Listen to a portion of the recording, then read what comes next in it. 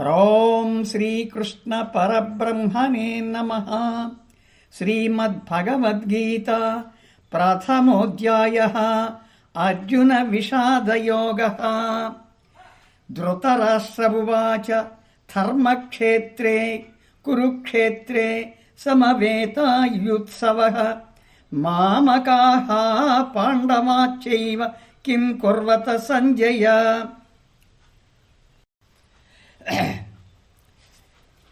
ఓ సంజయుడా, నా వారలైన దుర్యోధనాదులను, పాండురాజు పుత్రులకు ధర్మరాజాదులను సంధి పొసగిమిచే యుద్ధము చేయుటకే పూనుకొన్న వారలై పుణ్యభూమిగు కురుక్షేత్రమునకు పోయిరి గదా.